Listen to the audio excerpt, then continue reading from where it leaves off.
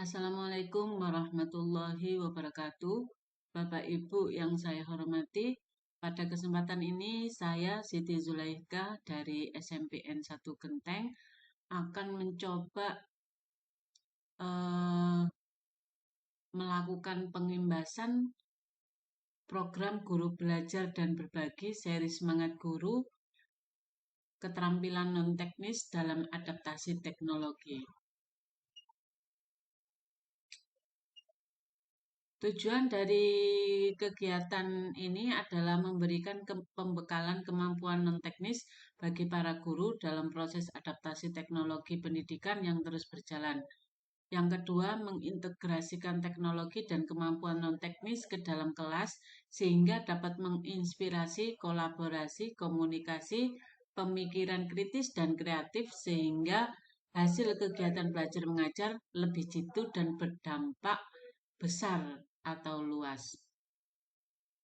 Materi pembelajaran pada pelatihan kali ini yakni resiliensi, berpikir kritis, kreatif, komunikatif, empowered teacher, dan kolaborasi. Resiliensi. Apa itu resiliensi? Apa itu SARM? Bagaimana strategi saya untuk melalui SARM?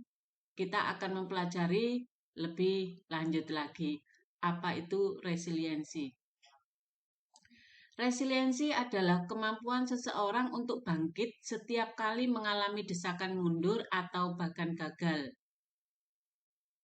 Hal ini mempertimbangkan melimpahnya potensi teknologi dalam meningkatkan pembelajaran, menggunakan momen kegagalan sebagai tenaga untuk melaju, menyadari momen kegagalan adalah wajar, dan perlu mengatur tenaga untuk mengejar ketertinggalan. Inilah yang dikenal dengan resilience.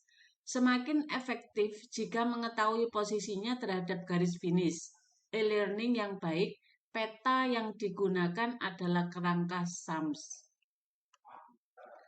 Kerangka SAMS adalah merupakan peta perjalanan menjadi matang menuju e-learning yang efektif. SAMS S-I-M-R adalah suatu kerangka yang mengilustrasikan tingkat kematangan seseorang memanfaatkan teknologi dalam pembelajaran. Ada 4 tingkatan SAMS, yaitu 1. Substitution, augmentation, modification, dan redefinition. Yang dimaksud dengan substitution adalah dicirikan dengan pemikiran aplikasi apa lagi yang harus dikuasai untuk kegiatan pembelajaran. Jadi dia fokus memperbanyak aplikasi-aplikasi yang dia kuasai. Sedangkan augmentation dicirikan dengan bagaimana lagi menggunakan aplikasi yang dikuasai untuk kegiatan pembelajaran. Jadi mulai berkembang, tidak hanya berpikir bagaimana menguasai aplikasi, tetapi mulai berpikir bagaimana aplikasi tersebut digunakan dalam kegiatan pembelajaran. Selanjutnya, modification. Dicirikan dengan adanya modifikasi dari beberapa teknologi atau aplikasi dalam kegiatan pembelajaran. Yang berarti ini dicirikan beberapa aplikasi digunakan sekaligus dalam satu kegiatan pembelajaran. Kemudian redefinition dicirikan dengan penggunaan beberapa aplikasi untuk menghasilkan suatu karya baru. Jadi beberapa aplikasi digunakan dalam suatu kegiatan pembelajaran dan menghasilkan suatu karya. Yang kedua, materi pembelajaran yaitu critical thinking. Apa itu berpikir kritis? Bagaimana menumbuhkannya dan bagaimana mempraktikkannya? Akan kita pelajari lebih detail ya. Berpikir kritis adalah keterampilan seseorang yang dengan akurat memutuskan sikapnya terhadap suatu informasi, setuju, tunda, dan tidak setuju. Menumbuhkan berpikir kritis menjadi keterampilan dilakukan dengan melatih, membiasakan, dan mempraktekkan observasi dan insight. Observasi dengan membiasakan peserta didik dengan pertanyaan, saya baru sadar pernyataan saya baru sadar bahwa bla bla bla bla bla. Insight, saya jadi berpikir bla bla bla bla. Nah, kalau dua ini sering dilatihkan ke anak-anak, itu akan menumbuhkan berpikir kritis. Teknologi bisa digunakan sebagai mitra yang tepat untuk mempraktekkan berpikir kritis. Selanjutnya yang ketiga, kreativitas melalui konten dan teknik penceritaan. Konten yang dimaksud dengan konten adalah segala bentuk komunikasi, terutama audiovisual, yang berisi sebuah informasi hiburan atau ajakan. 3 tahap perencanaan eksekusi dan memasarkan. Selanjutnya, kemampuan bercerita. Kekuatan yang dimiliki oleh individu untuk menyampaikan gagasan atau ide secara kesinambungan tentang perbuatan, pengalaman, atau kejadian. Jadi, kreativitas di sini adalah dalam bentuk membuat konten dan bercerita. Konten ada 3 tahap: persiapan, eksekusi, dan pemasaran. Selanjutnya komunikasi. Apa itu komunikasi efektif? Yaitu proses pertukaran ide, pemikiran, pengetahuan, dan informasi yang disajikan dengan cara yang paling dipahami oleh penerima sehingga tujuan dapat terpenuhi dengan sebaik mungkin.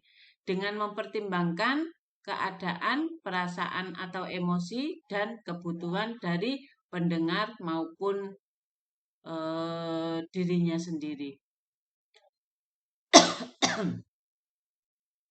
Empowered teacher atau penerapan kelas campuran. Kelas campuran adalah kelas yang menerapkan pembelajaran campuran sehingga murid mendapatkan pengalaman belajar yang optimal. Apa itu pembelajaran campuran? Yaitu pendidikan yang memfasilitasi murid belajar dengan memenuhi 4 ciri sebagai berikut. Asinkron, murid merdeka mengatur waktu, tempat, alur, dan tempo belajar. 2. Sinkron, yaitu dengan pendampingan guru suatu waktu dengan mode belajar tertentu. Kendali di guru. Yang ketiga, menghubungkan beragam modalitas program atau aplikasi atau mata pelajaran menjadi suatu pengalaman belajar yang terintegrasi.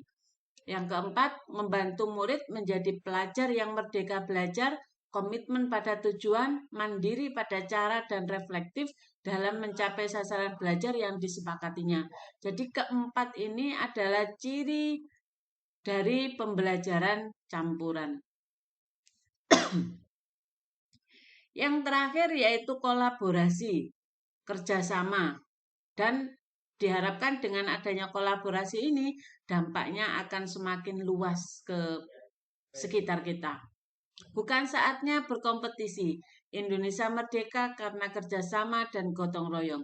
Demi mewujudkan merdeka belajar, maka diperlukan kolaborasi antara guru dan siswa.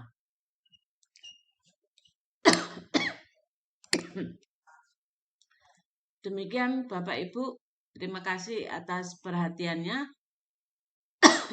Wassalamualaikum warahmatullahi wabarakatuh.